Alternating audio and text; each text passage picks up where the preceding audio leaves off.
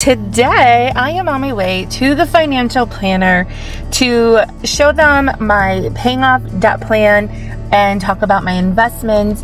What should I do with my money market account, my IRA from previous employers? I'm also eligible for 403B, which is similar to 401k, but for public service employees such as teachers. And I also have a pension. So where should I put my money? Should I increase my contribution to my pension? Should I open up a 401 or the 403b? Should I roll my other things into one account and contribute to that? Should I open a new Roth IRA and contribute to that?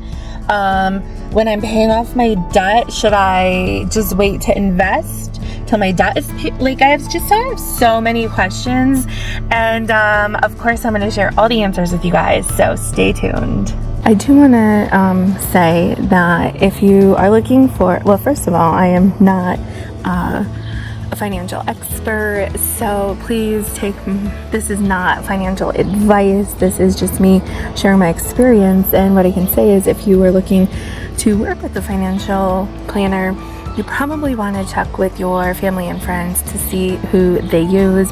It's exactly what I did, and I ended up going with the company that my husband and his parents use, and this company has done extremely well for his parents and for him so far with his 401k. That's how I chose my company. I realize it might not be that easy for you, but definitely ask around to family and friends and see if there's anybody that they use or recommend as part of your research. The first thing that we talked about was the company, and I got to know a little bit more about the company. The woman that I work with, her and her husband own the company. They have offices in Pennsylvania, in South Carolina, and people who work for them remotely all over the country. And they are independently owned. She said that means there's no pressure from big corporations, like if you were at, like a Wells Fargo or somewhere, Bank of America or whatever.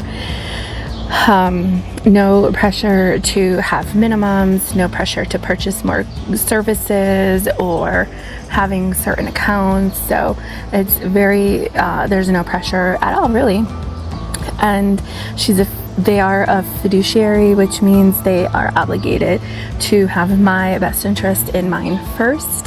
I believe that's a legal obligation. I don't know too much about it, but she said that relationships are really important to them. And I can tell because they had managed my husband's mother's workplace, and then both of my husband's parents decided to invest with them, and now my husband's 401k was transferred to them. So I can see that their relationships are very important. And of course, being on a debt-free journey and wanting to get this debt paid off, I was concerned about how they would get paid, how much it would cost me, and they work only on commission as an independent company. So there is no minimum, there's no fees, it's strictly on commission. In my opinion, I think it's a small commission, but it is what it is. So from the investment, monthly, a certain amount, whatever their commission is, gets paid to them directly. So it's not like I have an extra bill to worry about, and I have plenty of money to get started. I'm hanging out on my front porch, and then usually there's like nobody out on their front porch, and now it's like everybody is coming out today, and I decided to record, so I feel like everyone is watching and listening. So the commission, I don't have to worry about paying that monthly. It's not like an extra bill. It's always going to be automatic, which is really great. It's one less thing for me to have to manage. A lot of people have their 401k managed through their workplace, and what happened was I worked at 2 companies before I became a teacher, and those 401ks I never became 100% vested. So when I left, only the money that I contributed is what I got out of them. And so they've been sitting for over a decade doing absolutely nothing. I honestly had no idea what to do with them, and just figured I would just let them sit. I knew I couldn't take the money out, so they just have been sitting for a very long time. So what the financial planner is going to do is to take those two accounts, combine them into one account, and manage that account. And at some point in the near future, once we know what's going on with the federal student loans, and once we know, once I get my car paid off, then I'll have some more money to be able to do some more investing. And I said to her, like, I really want to snowball that car payment into my other debt. I shared everything with her. And she said, like, it's 100% up to me what I do with it. However, her advice is that people will tend to say, okay, at that point, this is what I'm going to do. I'm going to pay this off and then I'm going to invest or whatever. And she said, what happens is you get to the end of paying that off and then there's something else to pay off, or there's a vacation to go on. And then before you know it, you haven't been saving your money and investing. So, okay. So after the car is paid off, I'm going to meet with her again and we're going to reevaluate the situation. In the meantime, we have the IRA account getting set up. I don't know if I'm going to contribute to that yet or if we're just going to leave it set up for now. The other thing that she's working on for me is the life insurance policy. I have something my grandma started a very long time ago. When my grandma passed away, I took over the payments. So you'll see that in my bi-weekly budgets, that $28 a month. So she's looking into some different options with that. And I think I just will wait until I have all that information and make a decision to share that with you guys, but that's coming down the pike. She did say she's gonna right now make very little money, make not even $5 a month from me because of the amount that my IRA and my money market are. It's not that much money, but she said what's important to her is the relationship she builds with me, and remaining a fiduciary, of course, and I mean, helping me reach my goals. And I really understand this is her business, she needs to make money, but I really do feel that I'm not going to be pressured into making any decision I don't want to make. So I'm really happy with that. I'm happy that I get to work with a woman in finance because it seems like there's a whole lot of men. No offense, but I think it's pretty cool to be working with a woman. Yeah, so we went over my income, my expenses. I really don't have that many expenses except for my debt. So we talked about my debt payoff plan. That might change in the future. If you watch my most recent budget video, then you'll see that I've changed my savings from $25 to $50, and that was a result of my meeting with the financial planner. So I told her that, like, I tend to save that money, and then when I have a chunk of it built up, then I like to transfer it to debt, or I'll use it to go shopping or whatever, spend it on something.